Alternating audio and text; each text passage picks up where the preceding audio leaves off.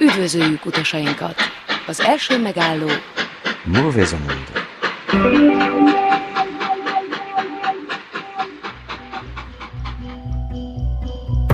132.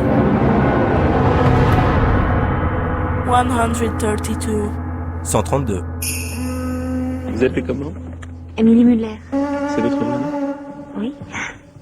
Vous êtes comédienne? J'ai joué un petit rôle une fois au théâtre il y a longtemps, mais on ne peut pas appeler ça comédienne. C'est tout? Oui. Pas de film? Non, jamais. Des auditions? Non, c'est la première fois. BM2.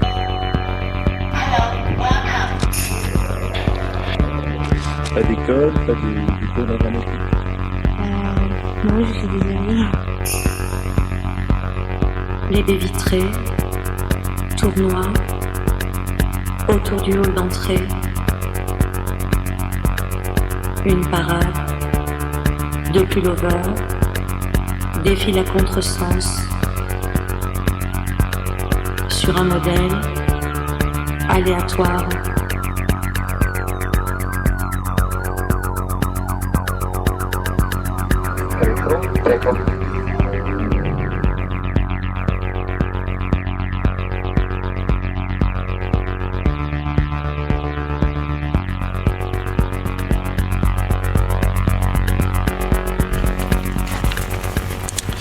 Bonjour, vous êtes sur Mauvaise Onde Tiloche en français. Aujourd'hui, ce sera une émission peut-être un peu plus grave que celle que nous avons fait avant, mais j'espère pas triste. Nous allons parler de Véronica Varga, donc c'est une émission en son hommage. Véronica qui était à la fois une très bonne amie à nous et qui également était une actrice franco-hongroise assez réputée qui malheureusement a disparu le 30 septembre. Donc sur le plateau pour évoquer avec nous la mémoire de Véronica, nous avons le réalisateur hongrois Barnabás Tóth. Bonjour Barnabás. Bonjour. Nous allons avoir par Skype qui va nous rejoindre tout à l'heure le metteur en scène français Éric Decouty. Et journaliste, Et journaliste également. Ouais. Nous avons l'équipe habituelle, Daniel Pseni, ancien journaliste au Monde. Salut à toi. Bonjour à tous. Vincent Liesger, essayiste à Budapest. Bonjour à toutes et tous. Joël Lepavou, journaliste à Budapest pour de nombreux médias francophones. Voilà, bonjour à tous. Bonjour. Siloé Lemaître, notre stagiaire tout-terrain. Notre reporter, caméra woman. Reporter de choc. Tout à l'heure, nous allons avoir Corentin Léotard qui va nous rejoindre, qui est rédacteur en chef du Courrier d'Europe centrale. Fab est avec nous. Fab est peut-être avec nous. Ouais, ils sont avec nous. Et nous avons également deux jeunes Français stagiaires avec Vincent, Sacha et Amalis. Merci d'être sur le plateau avec nous. Pour commencer, pour parler de Véronica, donc pour nous, Véronica, c'est pas seulement une actrice franco-hongroise, c'était également une amie.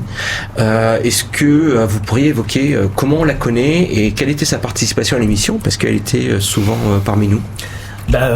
On en discutait juste avant de monter en studio. Véronica, elle faisait partie de l'ADN de l'émission ces 2 dernières années. Mm-hmm. La première fois qu'elle est venue, c'était en août 2021 pour parler de cinéma, de son parcours. Moi, je sais que, si je me souviens bien, j'avais entendu en fait parler de Véronica. Alors peut-être qu'Éric me confirmera, mais il me semble que c'était par l'intermédiaire d'Éric Decouty. Et à ce moment-là, moi j'avais contacté Véronica pour lui proposer l'opportunité de venir parler de son parcours en studio. Et c'est là, à l'époque où elle avait parlé notamment du court-métrage Émilie Muller qui la fera connaître auprès du grand public, mais aussi du Roi de Paris, donc le tournage avec Philippe Noiret qui a intervenu en fait la semaine suivante du tournage d'Émilie Muller en 94. Et puis ensuite Véronica est venue à 2 autres reprises dans l'émission, une seconde fois donc en août 2022 où là on avait consacré notre émission estivale au lac Balaton et où Véronica nous avait parlé de sa jeunesse, de ses vacances, de son rapport à la mer hongroise, comme on l'appelle. Et la dernière fois en fait que nous avons vu Véronica dans le studio, c'était en octobre 2022, le 29 octobre pour être précis, où là on reparlait de cinéma à l'occasion de la sortie du film Simone, le voyage d'une vie, consacré donc au parcours, un biopic sur Simone Veil, où Véronica joue le rôle d'une aristocrate polonaise que Simone Veil a croisée au cours de son expérience donc, de déportation dans les camps de la mort. D'accord. Donc en plus d'avoir participé avec nous à 3 émissions, elle venait participer, on aime bien après les émissions boire un verre, etc. Donc elle est venue assez souvent avec nous. On avait organisé également des fêtes à Aurora et elle était également à nos côtés pendant ces événements. Je vais demander peut-être à Corentin, tu as écrit un excellent article. En fait, c'est une interview que tu as faite il y a 1 an, c'est ça, sur Véronica. Est-ce que tu peux nous parler un petit peu de son parcours, de sa jeunesse, comme tu disais dans l'article, elle vient d'un milieu plutôt populaire, rien l'a prédestinée à devenir une actrice en France. Quelle est un peu la genèse de sa carrière? Ouais, déjà désolé si je suis t'es essoufflé, je viens d'arriver en vélo à toute vitesse, voilà. Alors oui, effectivement j'ai publié aujourd'hui même un long entretien avec Véronica que j'avais fait au mois de novembre de l'année dernière. Dans le courrier de l'Europe centrale. Voilà, dans le courrier de l'Europe centrale, abonnez-vous. Évidemment, ouais. Mais l'autopromotion est interdite sur Tiloche. Abonnez-vous, mais il est en accès libre, parce que je voulais que le plus de monde possible puisse découvrir qui elle était. Oui. Parce qu'elle se livre quand même beaucoup dans cet entretien. On avait parlé quand même ensemble pendant 1h30. De toute sa vie, donc là je vais pas refaire, on va parler après de sa carrière cinéma qu'on connaît mieux, mais aussi parler de sa jeunesse en Hongrie, dans un milieu comme tu disais très populaire. Il vient de Andialföld, quartier du 13e arrondissement, vraiment dans des conditions très modestes, hein. Ses 2 parents étaient ouvriers. Elle raconte dans l'entretien qu'elle s'est baignée dans une jusqu'à 14 ans, dans une petite bassine jusqu'à 14 ans, les toilettes étaient dehors, à l'eau froide. À l'eau froide. Et que c'est qu'à l'âge de 14 ans qu'ils ont pu emménager dans un panel un petit peu plus panel, comme tu l'as expliqué dans ton article, ce sont les HLM pour les dans un HLM avec tout le confort moderne dedans. Et il y a une chose qui était déterminante pour sa trajectoire, c'est que son père l'a vraiment poussé à se sortir de ce milieu et à tenter d'intégrer des écoles prestigieuses, qui est d'abord la chorale de l'école de musique de la chorale de la radio-télévision, et qu'elle arrive à intégrer. C'est très pris à l'époque, parce que ça permet aux gamins de voyager dans le monde entier en fait, avec cette chorale. Bon, malheureusement elle avait quelques problèmes de comportement et la voix qui a mué, qui l'ont empêché de participer au voyage au Japon ou ailleurs, mais ça a été pour elle une première expérience forte. Et ensuite, vraiment, ce qui est le plus déterminant dans la suite de sa trajectoire, c'est qu'elle intègre un lycée d'élite de Budapest. Là encore, poussée par son père, elle réussit le concours. Et alors là, elle raconte qu'elle est vraiment la seule prolo de l'école. Elle est entourée vraiment de l'intelligentsia budapestoise. C'est très forte, hein, c'est ça. Hein. Voilà, lycée très forte. Et c'est vraiment ça ce qui va lui donner le goût du cinéma, de la littérature, de l'art et de faire des choses. Et c'est aussi au lycée que, évidemment, elle rejoint son fameux groupe de punk rock, Otseg, qui a duré quelques années. Ils ont joué 86-87, voilà, ça a duré les années lycée en fait. Mais qui est resté quelque part un peu culte comme groupe encore aujourd'hui. Il y a des gens qui se passent les vieilles bandes de cassettes, voilà, et ils comptent parmi toutes. Et ce qui est très intéressant, je trouve, dans l'entretien, c'est vraiment ce que Véronica raconte du Budapest de cette époque, et qui évidemment avec la nostalgie d'une époque dorée de la jeunesse, mais où elle raconte vraiment Budapest qui fourmille de groupes alternatifs, de musique. Voilà, ça j'ai trouvé ça intéressant. Et aussi ce qui elle a souvent été interrogée sur son passé une fois en France, où il disait mais comment ça a été de grandir dans l'horreur du communisme, etc. Et elle a dit c'est vrai que le cadre était un peu lugubre, hein, tout était gris avec vraiment l'imagerie communiste qui existait vraiment, celle qu'on a en tête.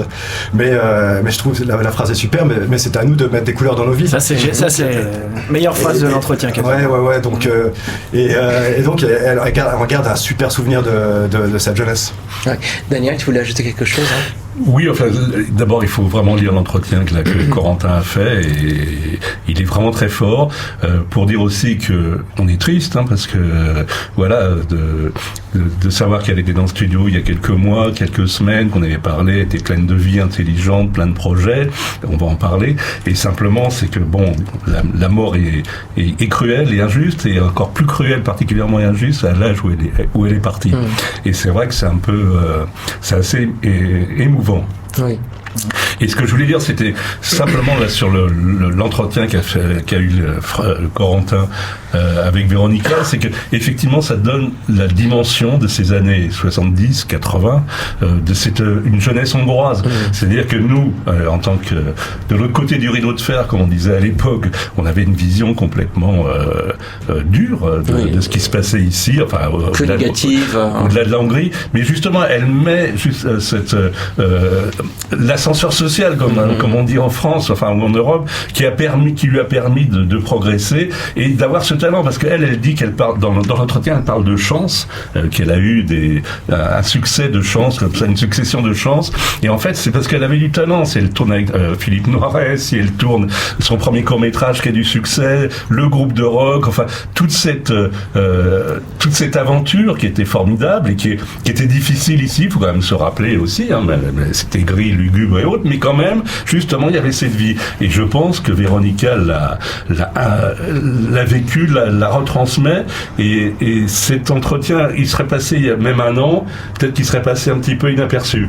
Et là, de fait, il prend une grande dimension, parce que ça donne un éclairage sur ce qui s'est passé en Hongrie pendant des années. C'est un vrai testament, en fait, du point de vue de sa carrière, si je puis dire. Puis ça permettra quand même à ceux qui n'ont pas eu l'occasion de voir de films de Véronica ou de s'intéresser à son parcours, de regarder plus profondément à travers cette carrière qui est quand même extraordinaire, non seulement du point de vue de l'exil, puisqu'elle est partie quand même de Hongrie très jeune, d'abord à Bruxelles brièvement, puis en France, puis ensuite sur les dernières années, un retour aux sources. On en parlera tout à l'heure avec Borobás, avec une multiplicité de tournages en Hongrie sur des films qui ont finalement eu pas mal de succès, quoi. D'accord. Vincent, tu voulais ajouter quelque chose, c'est que ça s'inscrit aussi dans toute une tradition budapestoise très historique qui reste encore présente pour la culture, pour la musique, pour le cinéma, pour le théâtre, et puis aussi l'accès à un système éducatif. Elle reconnaît dans des profs merveilleux qu'elle a pu voir tout au long de son parcours, qui lui ont appris le chant, qui lui ont appris le français qu'elle maîtrisait mal au départ, et elle me rappelle, quand je relis ça, aussi un peu l'histoire d'une autre franco-hongroise ou hongroise qui a joué un lien important dans les liens avec la France d'un point de vue culturel, Christina Radi, qui a été la traductrice du poète Attila József, et qui est morte aussi trop jeune dans des conditions difficiles. Et juste un petit ajout, c'est-à-dire qu'effectivement par rapport à ce que tu dis, Vincent, c'est-à-dire le succès entre guillemets, il est venu dans l'exil.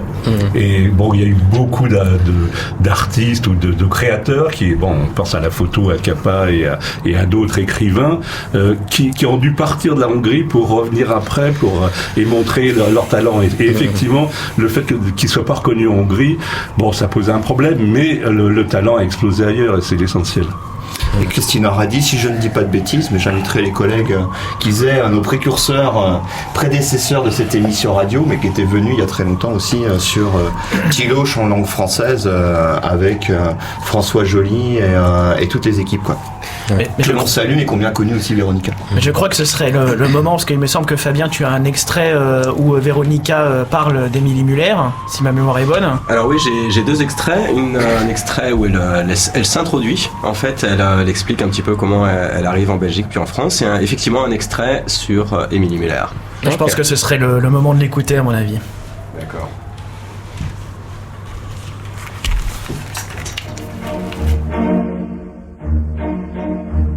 Et là où tu as vraiment commencé à te faire connaître du public, c'est avec ce court-métrage Émilie Muller. Tu peux nous en dire un petit peu plus? Alors, Émilie Muller, il n'y a pas de semaine sans que j'entende ce nom. En fait, à la fin de ma première année de conservatoire à Paris, il y a une dame qui est venue me voir pour savoir si j'étais d'accord pour faire un casting pour un premier rôle avec Philippe Noiret. J'ai dit bien sûr. Et en fait, je suis allée faire ce casting qui a duré pendant plusieurs semaines. Et j'ai décroché ce rôle dans Le Roi de Paris, un premier rôle. Donc ça a continué. Les miracles, ces années-là, ils tombaient comme ça sur mon chemin. Bref. Et ce film, en fait, a été décalé de 6 mois pour une question de budget. Et pendant ces 6 mois, j'ai fait un casting pour ce court-métrage, pour Émilie Muller. Et, ça a duré aussi des semaines. C'était 400 filles, je crois, que le réalisateur a vu. Et finalement, il a choisi moi. Et par un pur hasard, en fait, les 2 tournages sont tombés côte à côte. C'est-à-dire qu'un jeudi-vendredi, on tournait Émilie Muller sur le plateau B du studio de Boulogne, très grand studio mythique où il y a plein de films, des vieux films français qui étaient tournés. Et lundi, je commençais Le Roi de Paris. J'ai une très belle anecdote, je peux raconter ça? Vas-y, bien sûr. Alors, en fait, pour Émilie Muller, donc il n'y avait pas de budget. Et d'ailleurs, en fait, Émilie Muller, ce qui est fou, c'est que ça dure 20 minutes, mais la prise au milieu, ça dure 12 minutes et on pouvait le faire une seule fois. Et c'est pas coupé, c'est une plan séquence. En fait, on a répété pendant 1 mois, c'était un peu comme du théâtre. Non, je pouvais pas me tromper. Très très dur exercice le plan séquence. Ouais. Surtout qu'il y a que moi qui est là à l'écran, c'est-à-dire que je suis cadrée comme ça et je fais que parler. En fait, c'est l'histoire d'une fille à qui on demande de prendre son sac et de parler des objets qui sont dans son sac et parler d'elle à travers de ces objets-là. Et donc 12 minutes, on ne pouvait pas couper, donc c'était un gros boulot, vraiment. Pendant 1 mois, on faisait que ça. Et en fait, on m'avait dit, au premier étage, il y a des loges, donc prends une loge, installe-toi, tu vas te maquiller. Enfin, il n'y avait pas de maquilleuse. Donc j'ai pris comme ça, au hasard, entre 50 ou 40 loges, une loge. Donc du coup, je m'installe. Et vendredi, on a fini, et j'y vais. Et je vois un vieux monsieur, qui tape quelque chose sur ma porte. Et je dis, mais qu'est-ce que vous faites, monsieur? Je regarde, et je dis, Véronica Varga. Et je dis, mais vous faites quoi, monsieur? Il me dit, je prépare un tournage. Lundi commence un tournage ici, et bien les acteurs vont venir et je les installe. Et en fait, il m'a installée dans le même loge où j'ai été. T'as vraiment bien choisi, ouais. Il ne le savait pas du tout. Et j'ai trouvé ça hallucinant parce que j'ai dit, bon, ben merci, monsieur. Et j'ai pris mes affaires, je suis partie. Et en fait, voilà. Donc, c'est le karma. Et donc, du coup, j'ai fait ce court-métrage qui est devenu un peu culte en France. Les Français, ils disent que c'est un des plus beaux courts-métrages qui existent. Ça a une espèce de vie. Même moi, je comprends pas. Il n'y a pas de semaine sans qu'on m'en parle. Ça a été adapté au théâtre, dans tous les pays, sur toutes les chaînes de télé. Il a eu tous les prix. Enfin, je sais pas, ça s'arrête pas. C'est Émilie Muller. C'est en dehors de moi. D'accord.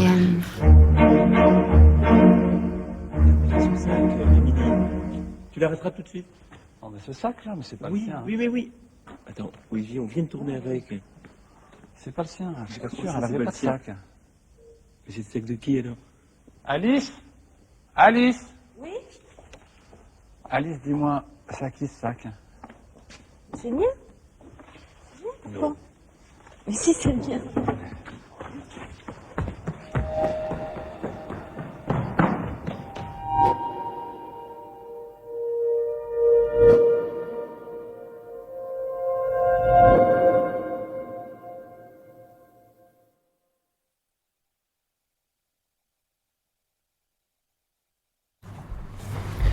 Donc on vient d'entendre la fin du court-métrage Émilie Muller. Donc bien sûr Véronica a eu une carrière également dans le théâtre et surtout en France. Eric, merci d'être avec nous sur Skype. C'est vrai que c'est assez dur d'entendre la voix de Véronica. Nous aussi, on ressent une certaine émotion. Est-ce que tu peux nous parler des projets sur lesquels tu travaillais avec Véronica et les projets qu'on sait qui lui tenaient extrêmement à cœur? Ah oui, on était sur un projet tout à fait brûlant. C'est un projet d'une pièce de théâtre. Alors, je vous raconte un peu l'histoire de ce projet. Vous avez parlé de Véro sur le cinéma, mais le théâtre lui tenait beaucoup à cœur. Elle avait brillé pendant un temps avec Phèdre, avec Solomoni la possédée, et elle voulait revenir au premier plan. Et puis on discutait, on avait déjà travaillé sur un projet de série, et on disait la meilleure façon de revenir, ce serait au premier plan, ce serait d'écrire une histoire. Et elle me dit, écoute, toi tu peux écrire, qu'est-ce que tu veux que j'écrive? J'ai pas d'idée, et puis je ne sais pas faire. Elle m'a dit, on peut faire ça tous les deux. Et je dis, mais encore faut-il une idée? Et là, elle a eu cette idée absolument géniale. Vous savez, moi, pendant longtemps, quand je faisais du journalisme, vous ne le savez peut-être pas, mais j'ai fait du journalisme pendant longtemps, j'ai travaillé sur les affaires. Et il y a une juge en France qui est extrêmement célèbre, une juge anticorruption, qui s'appelle Eva Joly, que je connaissais très bien, que j'ai pratiqué dans mon métier de journaliste, et qui a la particularité d'avoir un accent. Un accent, petit accent, certes scandinave, mais un accent aussi. Et elle me dit, pourquoi on n'écrirait pas une pièce sur Eva Joly? Et c'était l'idée parfaite. Et on s'y est mis en racontant, en se disant, on va fictionner l'histoire de Eva Joly, cette juge célèbre, et d'un ministre français dont vous avez forcément entendu parler, qui s'appelle Roland Dumas, qui a été poursuivi pour corruption. Et donc, on s'est mis en tête d'écrire cet affrontement dans un huis clos entre la juge et Roland Dumas. Alors moi, il n'était pas question que je joue Roland Dumas, bien évidemment, mais elle, c'était évidemment que c'était pour elle. Alors on a écrit la trame, et elle a rajouté toute la dimension dramatique, scénographique, et puis on écrit. Ça vaut le coup que je vous raconte cette petite histoire, parce que on l'a écrit assez vite en fait. Il y a eu une étape, mais on l'a écrit assez vite. Et puis, il faut le proposer à un directeur de théâtre. Et le premier directeur de théâtre à qui on le propose, il nous balaye ça d'un revers de main. Et le deuxième directeur, c'est Marc Lesage, qui dirigeait à l'époque le théâtre de l'Atelier, qui à Paris, à Montmartre, est un théâtre extrêmement connu et célèbre. Et Véro ne connaissait pas, a priori, ce directeur de théâtre. On lui passe par un intermédiaire la pièce, et à peu près une quinzaine de jours plus tard, il nous rappelle, et il nous fait rappeler en disant, je veux vous voir. Et on va le voir au théâtre de l'Atelier, et il commence par nous dire, votre pièce est formidable, je veux la monter. Alors inutile de vous dire qu'on était particulièrement heureux, mais il regarde Véro et il dit, vous savez, vous êtes une des actrices, peut-être l'actrice que je préfère, la plus brillante que j'ai rencontrée. Et elle lui dit, mais on se connaît pas? Et elle dit, si, je vous ai vu dans Phèdre il y a 20 ans, et personne ne vous a égalé dans ce rôle et dans d'autres. Et à partir de là, et c'est noué entre Véro et lui une complicité théâtrale et artistique qui était assez formidable. Et notre pièce, à partir de là, elle devait être montée très vite, c'était de ça il y a 2 ans, et puis il y a eu quelques retards, comme ça peut se produire souvent dans le théâtre. Il y avait Jacques Weber, que vous connaissez sans doute, qui était plus que pressenti, parce qu'on avait fait des répétitions, et puis il y a eu un retard, donc il a fini par abandonner le projet. Caroline Proust, qui est dans un second rôle, qui est célèbre en France pour son rôle dans L'Engrenage, et puis Claire Lebout, qui est une autre actrice, voilà. Et le projet avait pris un peu de retard, mais c'était quelque chose qui tenait terriblement à cœur à Véro, parce que c'était une part parce qu'on l'avait coécrit, mais surtout parce que c'était l'occasion de revenir au théâtre et au premier plan avec un premier rôle, avec ce mimétisme, cette symbolique pour elle de jouer une femme forte, indépendante, avec un accent, parce que l'accent à Paris, ça pouvait être parfois un atout, mais c'était souvent gênant. Et là, pouvait se laisser aller. Donc la pièce, elle devait, dans les derniers jours, là j'ai eu le directeur du théâtre, elle était partie on devait la jouer, enfin il devait la jouer, pas moi bien évidemment, à la fin de l'année ou au début de l'année prochaine. Mais ce qu'on s'est dit, avec les comédiens et avec Marc Lesage, le directeur de théâtre, c'est aujourd'hui, plus encore aujourd'hui, il y avait la nécessité de monter cette pièce pour à la mémoire de Véronica. Et Eric, comment tu as rencontré Véronica? Quelle était quelle était ta première impression avec elle? Alors, c'est assez simple, on s'est rencontrés par nos enfants. Il se trouve que elle a 2 filles, j'ai 2 garçons, qui sont dans la même école. Et c'est un jour, en attendant nos enfants qui revenaient de voyage, qu'on s'est rencontrés. Et là, vous savez, comme peut se faire ce genre de rencontre, moi je fréquente assez peu les parents d'élèves. Je crois qu'elle aussi, mais peut-être parce qu'on n'avait pas envie trop de se mêler à la meute des parents d'élèves. On a commencé à discuter et naît assez rapidement une relation d'amitié avec par les enfants. Et puis il y a eu cette idée. Moi, à cette époque-là, c'était il y a 7 ans, je voulais abandonner le journalisme. Elle m'a poussé, parce qu'on a beaucoup discuté, on a beaucoup parlé, elle m'a poussé à écrire des romans. Elle me dit, mais écoute, il faut que tu écrives, puisque tu veux faire ça, il faut que tu aies du courage. J'ai fini par l'avoir. Et puis le théâtre, le cinéma, on a eu un projet d'écriture de série, mais qui était très compliqué. Enfin, pour moi, c'était un peu fastidieux. Et puis cette pièce de théâtre qui a été le nœud, je peux dire l'aboutissement en quelque sorte artistique. Tu parlais des 2 filles de Véronica, on les salue à l'antenne, Iboya et Ilona, qui on pense nous écoutent. Hein. Ilona, formidable, j'allais dire gamines, qui sont plus des gamines, formidables jeunes femmes, et oui, on les embrasse très fort. D'accord. Daniel aurait une question pour toi. Oui, enfin, c'est plus qu'une réflexion qu'une question, parce que je trouve ça vraiment dommage que ça pu se faire se monter cette pièce, parce que elle nous en avait parlé quand elle était venue ici. Alors, elle va se monter, mais malheureusement sans elle. Non, mais sans elle. Et je lui avais dit, moi j'ai aussi suivi quand j'étais à Paris, au Monde, toutes ces affaires avec Eva Joly et après sa carrière politique, et je trouvais que l'accent qu'elle avait, Véronica, correspondait exactement à cette interrogation. Et j'imaginais très bien un haut responsable de la République face à quelqu'un qui lui parle comme ça. Et on s'en rend compte là, que je sais pas si vous pourrez la voir, cette série là. Il y a une série sur tapis là qui est sortie sur Netflix. J'ai commencé à regarder, c'est très bien. Et le dernier épisode, c'est l'entretien entre Éric de Montgolfier et Tapi, qui vient en conquérant et qui parle au juge en disant mais bon, qu'est-ce que tu veux. Enfin, il essaye de le corrompre. Et lui, on voit très bien la mécanique qui s'était mise en place à cette époque, enfin, que ça soit Roland Dumas avec Eva Joly avant et après Éric de Montgolfier avec Tapi.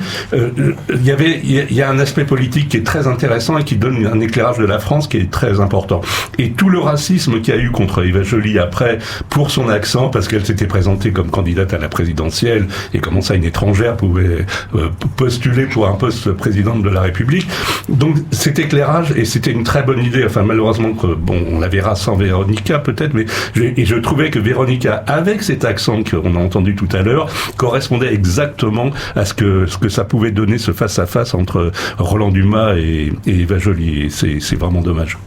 Oui, alors c'est vraiment très juste ce que vous racontez. Il y a eu une rencontre au sens symbolique entre Véronica et Eva Joly. Donc il y avait au départ cette idée, c'est parce que c'est elle qui a dit mais c'est Eva Joly, la juge qu'elle connaissait par les journaux, un peu comme tout le monde, l'a fascinée. Et alors quand on a commencé à travailler, ce qui était vraiment très très touchant, très professionnel, mais pas que, c'est qu'elle s'est plongée dans le personnage. Elle a lu tous les bouquins, tout ce qui avait été écrit sur les affaires et aussi sur le personnage. Eva Joly a raconté sa vie personnelle lorsqu'elle était dans son pays, le rapport à sa mère. C'est une femme extrêmement forte. Et elle était fascinée par cette femme, et elles ne se sont jamais rencontrées bien sûr, mais il y a eu malgré tout une rencontre, et moi je la connaissais à l'époque un peu, Eva Joly, et évidemment elles n'ont pas grande ressemblance, mais malgré tout il y avait une forme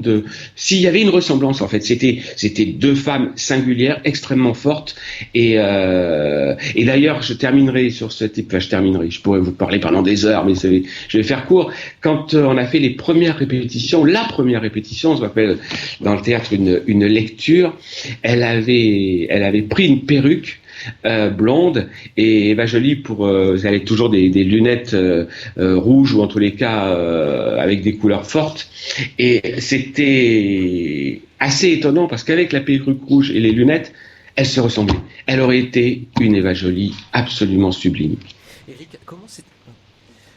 comment c'était de travailler avec Véronica? Comment elle était professionnellement comme actrice? Est-ce que ça se passait bien, ou il y avait des étincelles? Moi, comme actrice, je ne sais pas. Mais comme co-autrice, en revanche, là, je peux en parler parce que c'était, comme elle pouvait être, c'était bouillonnant et foisonnant, et ça partait dans tous les sens, et avec des grandes certitudes qui étaient assez touchantes. Évidemment, moi en théâtre, j'y connais rien. Grosso modo, je peux savoir écrire des histoires, enfin j'espère, mais après les scénariser, mettre du rythme, tout ça, je ne savais pas faire. Et elle aimait bien, je crois, elle avait raison en plus, me faire la leçon, parce que moi je pouvais lui parler de politique et de journalisme. Là, je savais faire, j'en savais un peu plus qu'elle. Mais là, elle me faisait la leçon très, très gentiment, et c'était formidable. Il y avait quelque chose d'extraordinairement passionné quand elle faisait ça. Il y avait cette rencontre avec Eva Joly, parce que je crois encore que c'est ce que vous avez dit là tout à l'heure, il y avait vraiment quelque chose de particulier. Elle était devenue Eva Joly avant même de l'incarner, de travailler avec. D'accord. J'ai une question pour toi, Eric. Tu parlais de ta rencontre avec Véronica, justement, par rapport à vos enfants. Est-ce que Véronica te parlait au fur et à mesure de l'évolution de votre relation, voilà, de comment elle s'était installée à Paris, comment ça avait été pour elle l'intégration en France, parce que la France n'étant pas son pays natal, voilà, et comment elle a pu se faire sa place dans l'Hexagone? Est-ce que c'est quelque chose que vous évoquiez dans vos discussions?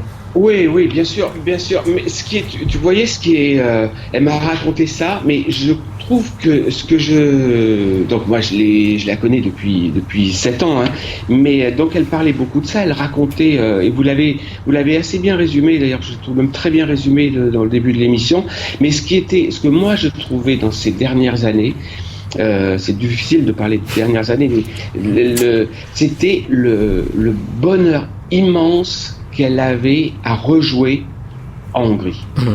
Et ces allers-retours qu'elle faisait, moi je voyais ça évidemment de très loin, mais je sentais cet extrême, le premier tournage, le premier vrai tournage qu'elle a fait dans cette époque, c'est avec Barnabé, je crois que vous avez... qui est avec nous en studio. Ouais. Voilà, elle était le fait de pouvoir revenir, c'est-à-dire qu'elle avait toujours une carrière en France, mais le fait de pouvoir construire ou reconstruire, j'allais dire plutôt construire une carrière en Hongrie, ça la rendait terriblement heureuse, vraiment. Et je sais, parce qu'elle me racontait de temps en temps vos émissions et choses ça lui faisait un plaisir extraordinaire. Mais d'ailleurs, juste avant de laisser la parole à Barnabas, elle disait dans l'entretien que Corentin réalisait avec elle que elle avait essayé, voilà, de toquer aux portes en Hongrie, justement, de revenir, de faire ce retour aux sources qu'elle désirait tant, et qu'elle s'était pris que des portes fermées, que c'était un milieu assez compliqué, et que finalement elle avait l'impression qu'elle ne parviendrait jamais à percer dans sa terre natale, mais elle nous a prouvé le contraire, quoi. Juste une petite chose un peu personnelle sur le côté Véronica, qui vit un peu entre deux mondes, qui a fait sa carrière en France et qui est restée attachée à la Hongrie. Véronica, l'année dernière, a eu la gentillesse de venir dans ma classe de français à Corvinus en novembre 2022, et elle a parlé à mes étudiants, qui étaient une classe avancée, donc des Hongrois qui sont en train d'apprendre le français, qui peut-être eux aussi voudraient se rapprocher de la culture française, de son expérience de Hongroise qui part vivre en Belgique, en France, et elle a vraiment parlé de ça avec beaucoup d'émotion, et ça a beaucoup touché mes étudiants, ce qu'elle avait à dire là-dessus, quoi. Et en tout cas, le fait qu'elle soit venue dans ma classe, ça montre que c'était quelqu'un, vraiment d'ouverte, qui avait envie de partager son expérience. Enfin, pour moi, c'était quelque chose d'assez fort, et pour mes étudiants aussi, qui d'ailleurs ont été assez attristés à l'annonce de sa disparition. Barnabas, donc tu as travaillé avec Véronica. Elle avait envie de faire une partie de sa carrière également en Hongrie, de revenir un petit peu aux sources. Comment vous êtes rencontrés? Est-ce que tu peux nous parler de ce film qui a eu tant de succès? Oui, donc le film s'appelle Akik maradtak, ceux qui restent en français.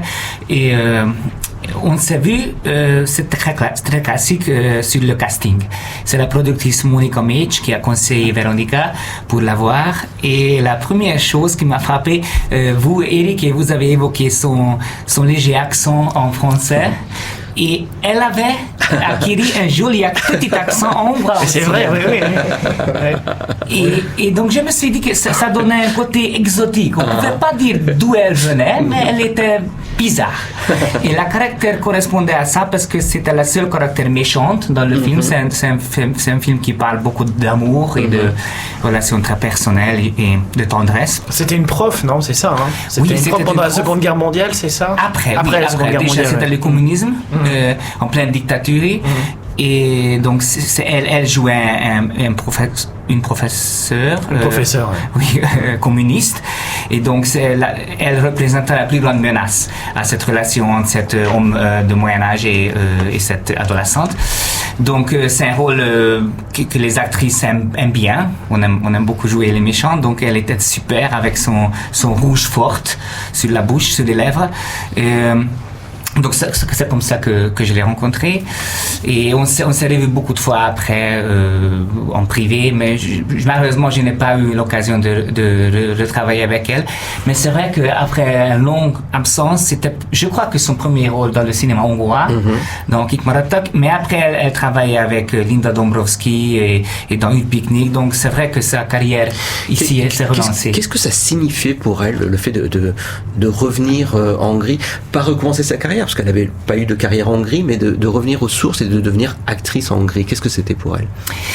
Je ne sais pas vraiment dire. Je crois que ça doit être bizarre parce qu'elle a passé 30 ans, je crois, en France. Donc c'est une renaissance. Et donc je pense qu'elle devait être entre les deux cultures quelque part et avoir les deux. On dit qu'on a autant de personnages le nombre des langues qu'on parle, c'est le nombre des personnages qu'on a. Donc je crois qu'elle avait quelque part surtout son côté actrice. Donc peut-être qu'on parle peut-être de deux actrices en Véronica. Je ne sais pas, c'est à elle à dire. Je ne sais pas en son nom. Corentin? Oui, c'est ça. En fait, il y a quand même un incompris, une méprise que j'ai mis du temps avant qu'on commence. C'est qu'en fait, elle a toujours voulu, elle est toujours partie en se disant je reviendrai à la fin de l'année, je rentre en Hongrie. Elle était partie pour être diplômée, elle est partie pour apprendre le français. Elle est partie pour être diplômée. Ensuite, elle a sonné, je rentre avec mon diplôme, etc.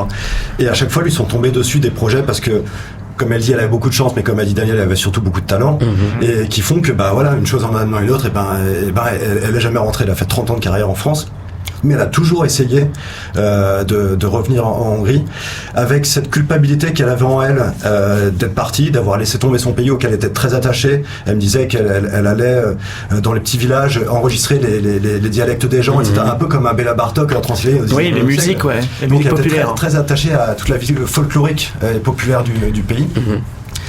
Et en fait, elle trouvait en Hongrie, comme a dit Barnabas, elle était bizarre. Les gens ne savaient pas qui elle était, d'où elle vient, ne savaient pas quoi faire d'elle. C'est ce qu'elle m'a dit. Les gens ne savaient pas quoi faire de moi. Et donc, c'est pour ça qu'elle a eu beaucoup de mal à trouver sa place. En plus, elle a trouvé un milieu de cinéma d'auteur qui était assez replié sur lui-même, et qui fait qu'on ne donnait pas forcément sa chance à une étrangère, ce qui est passé presque pour une étrangère. Mais voilà, je laisse Barnabas reprendre ce qu'il disait. Mais juste un petit mot par rapport à son attachement à la Hongrie. On a fait une émission avec elle sur la question du Balaton, hein. Et c'est vrai que c'était une très belle émission où elle nous parlait de ses souvenirs d'enfance, de son premier bisou avec un mec au Balaton, de ses filles quand elles étaient petites, qui justement trempaient les pieds dans le Balaton. Donc voilà, elle avait un attachement viscéral à sa terre natale, où elle a réussi à mener une carrière presque tambour battant dans les dernières années de sa vie, dont justement le début de ce revival, c'était le film qu'elle a tourné avec toi, Barnabas, Okik Molatok, mais il y a eu une multiplicité de tournages entre 2019 et justement 2022 aussi, puisque en fait là où le croisement des cultures a été le plus important finalement, c'était ce film sur Simone Veil, tourné en Hongrie, mais film français, et où justement elle jouait un rôle d'aristocrate polonaise, comme je disais tout à l'heure. Voilà. Daniel ? Oui, il y avait un aspect aussi qui est très intéressant dans l'entretien que Corentin a eu avec elle, c'est cet épisode punk rock de musique, et elle en parle très bien justement. Il faut quand même se remettre dans l'époque de ce que c'était le punk à ce niveau-là, et donc moi j'ai pas connu, enfin je le dis franchement, à cette époque j'étais pas en Hongrie, mais je vais écouter avec attention de retrouver ce disque, mais c'est très significatif de cet engagement en fait, de cette de la révolte, de Calling London, la jeunesse quoi. Et de fait de le faire sous le communisme, avec toutes les contraintes que ça voulait dire. Elle explique très bien qu'elle avait été convoquée, enfin que ses compagnons avaient été convoqués par la police parce que les paroles étaient un petit peu quand même osées à l'époque, séditieuses, et cet aspect musical qui est tout à fait le côté artistique, puisqu'elle a été dans la musique, dans le théâtre, dans le cinéma, et ça fait encore une fois cette image hongroise très intéressante et très impressionnante, parce que je veux dire, il y a une vraie culture qui existe en Hongrie, qui est perpétuelle depuis très longtemps, et cet aspect très récent, et on regrette vraiment qu'elle n'ait pas pu aller plus loin. Oui. Elle était très attachée à cette période de sa vie. Elle nous a beaucoup parlé de son groupe Otseg, etc. Pour elle, c'était une expérience très très forte. On va justement vous faire écouter un extrait de ce groupe.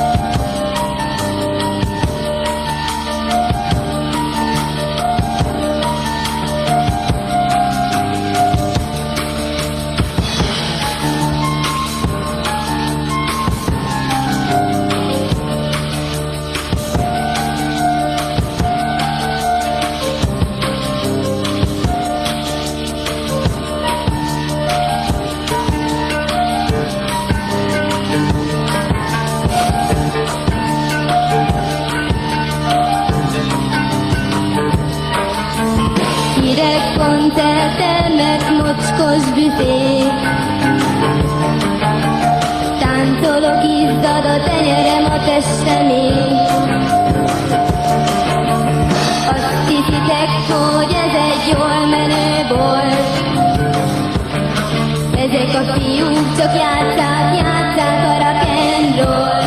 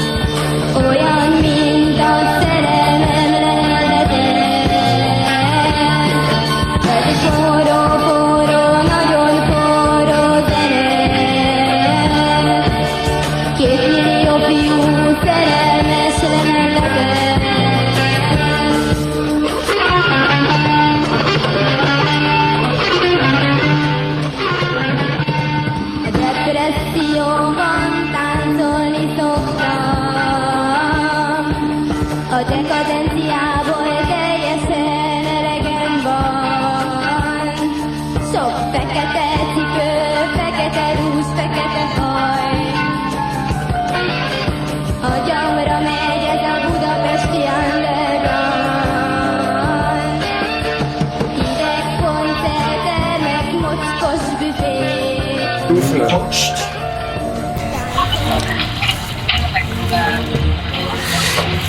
Donc nous avons la chance d'avoir Ilona, la fille de Véronica en ligne. Bonjour à toi Véronica. Ilona.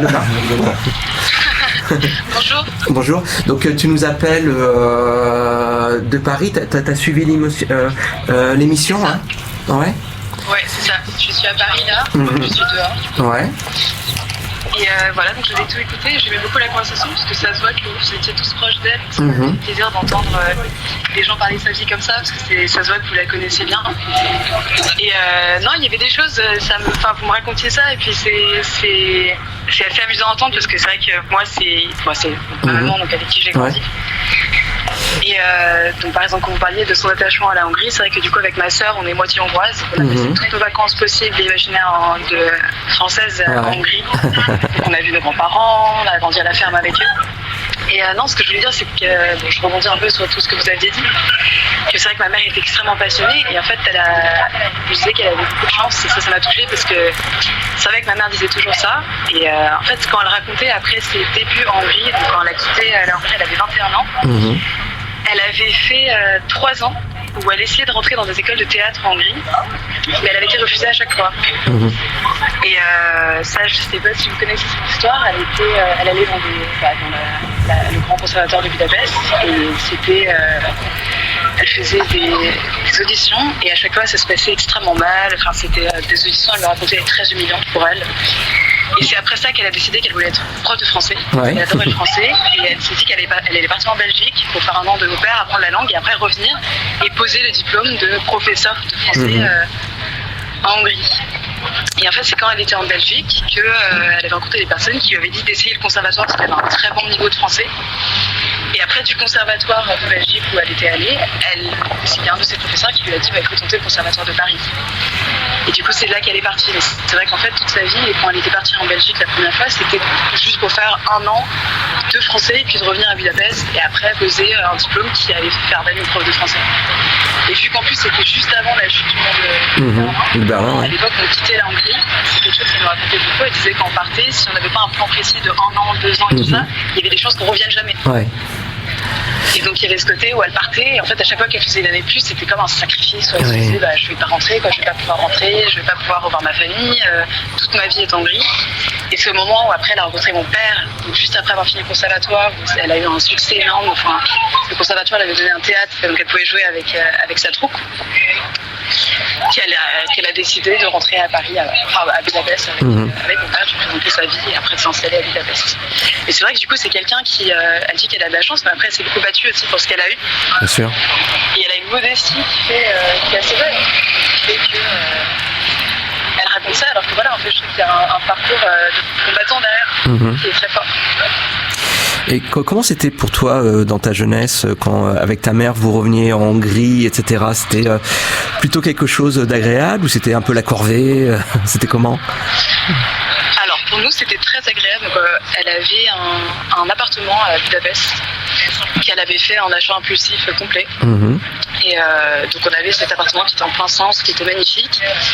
Et donc on avait un peu 2 vies à Budapest, donc c'était toujours très familial. Il y avait la vie de l'appartement à Budapest, donc c'était beaucoup plus cosmopolite, donc on allait en ville, elle nous faisait visiter un peu tous les grands bâtiments. Et après il y avait la ferme de mon grand-père, donc lui il habite dans la campagne, à Tolokbári.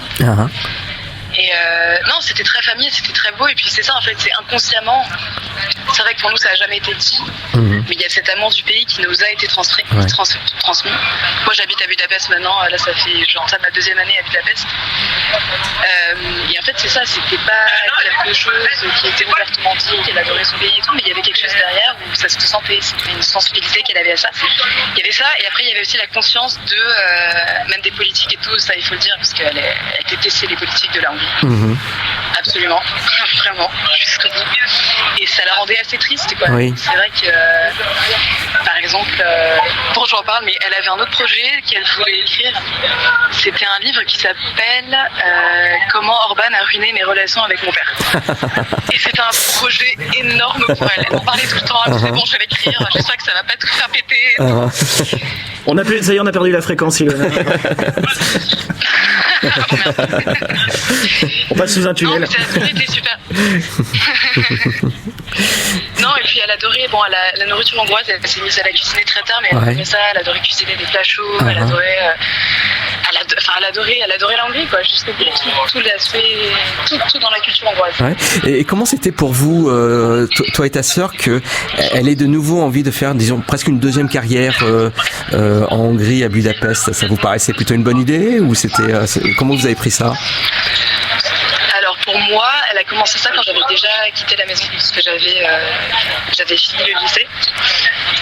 Du coup, pour moi, quand elle m'en parlait, moi je trouvais que c'était une très belle idée. C'est vrai que par exemple, l'année dernière, quand j'étais à Budapest, on se voyait énormément parce qu'elle avait beaucoup de projets.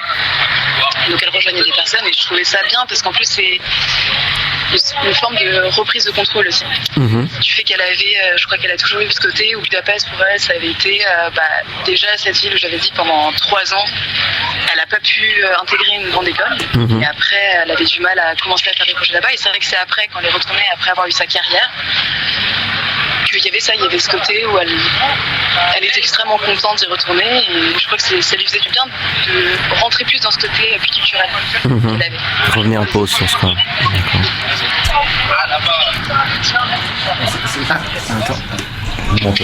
C'est vrai que Véronica m'avait parlé à plusieurs reprises de ces relations qui s'étaient envenimées avec son père qui était devenu un fan d'Orban et elle le déplorait énormément et elle était extrêmement triste. Et elle avait laissé entendre, oui, c'est vrai, Landerek, qu'elle aimerait bien peut-être en faire quelque chose, écrire quelque chose autour de ça, alors peut-être au théâtre, un livre, bon, je sais pas si c'était décidé pour elle il y a 1 an, mais c'est vrai que c'était quelque chose qui avait beaucoup peiné ces dernières années, cette évolution politique du pays. Oui, non, c'est ça. Hein. Et puis, après, elle a toujours été extrêmement proche de ses parents. C'est ce que vous avez dit, qu'ils se sont beaucoup battus pour elle et qu'elle a beaucoup. Elle a utilisé de leur force. Donc, elle a gardé un contact très proche avec ses parents. Et c'est vrai que. Les relations politiques, ça, c'est quelque chose qui lui tenait énormément à cœur. Ça, c'était quelque chose d'énorme pour elle, vraiment. C'est sensible, mais en même temps, c'est quelque chose dont elle parlait beaucoup et qui faisait partie activement de sa vie aussi.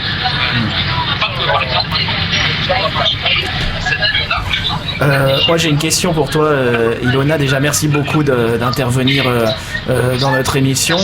On est ravis que, en tout cas, la conversation qu'on a te plaise. On voulait rendre le meilleur hommage possible à ta maman.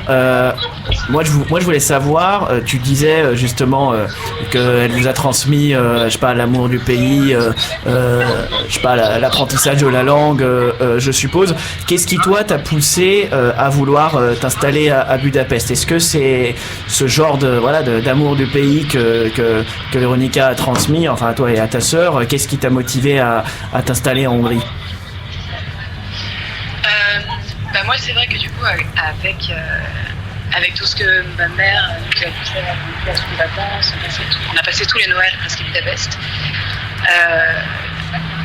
Moi, j'ai eu cet attachement, mais depuis très jeune. Hein. C'est-à-dire que c'est vrai que la première fois que j'ai pris l'avion pour aller à Budapest, je n'avais même pas 1 an. Et du coup, pour moi, c'est un pays que je chéris énormément. Et c'était ça, c'était aussi un peu reconnecter de manière, je sais pas, plus poussée, peut-être un peu plus, parce que c'est vrai et elle en parlait aussi ça, qu'en Occident, par exemple, elle disait, ce qui est marrant, c'est quand elle arrivait en France, et tout le monde disait, ah, tu viens de Budapest, c'est un Roumanie, ça, c'est quoi? C'est un truc de l'Est communiste. Et alors elle disait, nous, à l'école, on avait étudié toute l'histoire de chaque pays, surtout en Europe, hein. Et tu sais, c'était dingue ce côté où en fait l'Est, pour eux, c'était très méconnu. Toute l'histoire de l'Est, toute l'histoire de la Hongrie, c'est vrai que c'est très méconnu. L'histoire des pays de l'Est individuel. De ce côté où on a étudié le communisme, on sait que c'est grillé, on sait que voilà. Mais après, on ne connaît pas l'histoire. Donc moi, j'avais envie de redécouvrir ça aussi, l'histoire entière de la Hongrie, et puis un peu me reconnecter à la langue. Et voilà. Profiter à plein temps de cette ville que moi j'avais rencontrée avec des courtes périodes. 2 ans. En tout cas, là, on arrive bientôt à la fin de l'émission, mais tu es évidemment la bienvenue quand tu seras de passage à Budapest pour venir nous voir à Mauvaises Ondes. Et on te remercie vraiment beaucoup d'être intervenu. Est-ce que tu as encore quelque chose à ajouter avant qu'on donne éventuellement la parole à Barnabás ou à Eric pour terminer l'émission? Non, mais j'aimerais vous remercier, c'est une très belle émission. Voilà, je sais que c'est une émission aussi dont ma mère m'a parlé de votre groupe et de journalistes français, et puis ça me fait chaud au cœur. Merci. Enfin, je trouve que c'est un extrêmement bel hommage. Merci beaucoup Ilona Pima. On te souhaite une bonne soirée et puis on te remercie d'être intervenu dans l'émission. Merci à vous aussi, au revoir. Salut. Barnabás. Oui, juste une idée m'est venue. On a évoqué ces deux filles, Ilona aussi, Anna, et son père de Véronica, mais et son mari, Éric Barbier, qui est réalisateur de cinéma français. Et il a tourné un film à Budapest en 2016, une nouvelle adaptation de La promesse de l'aube. De Romain Gary, et j'avais l'honneur d'être premier assistant réalisateur hongrois, côté Hongrie, et Eric a fait jouer le père de Véronica comme un petit figurant, et aussi Ilona aussi dans la scène de la gare, oui. Et donc c'est là que je connaissais Ilona. Elle avait dû avoir, je sais pas, 12-13 ans. Voilà, c'est juste pour l'anecdote. Mais d'ailleurs, juste une question, après peut-être qu'on aura la parole. Comment était Véronica sur un plateau de tournage? Comment tu la qualifierais en tant qu'actrice? Elle était très professionnelle, très cool, très disciplinée, mais en même temps gay, et c'était vraiment très agréable de jouer avec elle, mais aussi très dévouée, donc elle voulait faire le meilleur. Et je me souviens qu'elle voulait faire une nouvelle prise, take, je sais pas comment on dit, encore une, donc oui, donc très professionnel, très très très bon souvenir. D'accord. On va laisser le mot de la fin à vous, Eric. Donc deux petites anecdotes. La première sur à propos du rôle du film de Barnabás. Ça m'a fait beaucoup rire parce que c'était son premier rôle, enfin c'est ce qu'elle m'a dit, son premier rôle de méchante.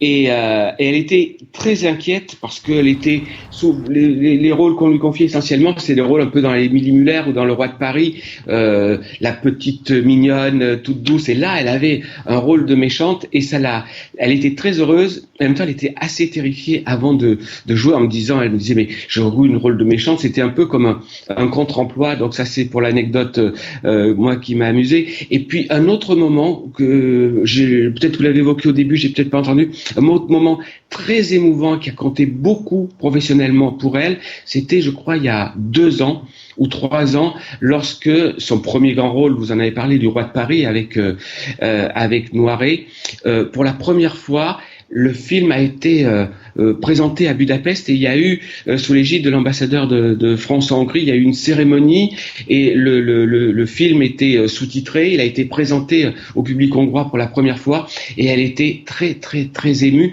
et ça symbolise bien, c'était la passerelle, c'est-à-dire que le fait qu'elle était en France et en Hongrie. Et Le Roi de Paris, qui était un film français, il était enfin arrivé en Hongrie et elle était, je me souviens parce qu'elle m'a raconté après, il y avait, je sais plus, c'était Pierre Richard aussi qui était à cette cérémonie dans le cadre d'un festival. Elle était très très heureuse et le fait que le film soit en cassette sous-titré, ou en tous les cas doublé plus exactement, était quelque chose qui comptait beaucoup beaucoup pour elle. D'accord. Éric Decouty, merci beaucoup d'avoir été avec nous pour nous parler de Véronica. Cette émission d'hommage à Véronica arrive à sa fin. Je tiens également à remercier Barnabás Tóth pour nous avoir parlé de Véronica. Sur le plateau, nous avions Daniel Pseni, Vincent Liéger, Joël Lepavou, Fabien, Siloël Lemaître et moi-même Guillaume Carré. Et Barnabás Tóth. J'ai commencé par Barnabás. Et Corentin Lyotard. Ah pardon, Corentin Lyotard. Et on embrasse Véronica où qu'elle soit. Voilà. On embrasse Véronica où qu'elle soit. Et toute sa famille et sa fille qui nous a fait l'honneur de nous appeler. Merci beaucoup Ilona de nous avoir appelé pour nous parler de ta mère. Donc on s'entend dans 2 semaines. À très bientôt. C'était Mauvaise Onde.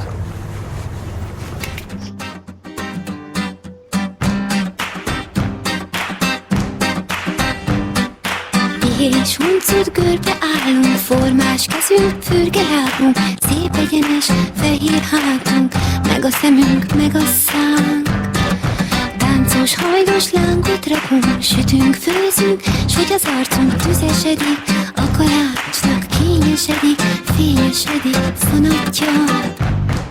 Kellett itt magát a szél is, kellett itt magát a szél is, nyílni való gyönge mellünk tapogatja. Jó szagunkat terelgeti, jó szagunkat terelgeti, kerek szoknyát emelgeti, lobogtatja.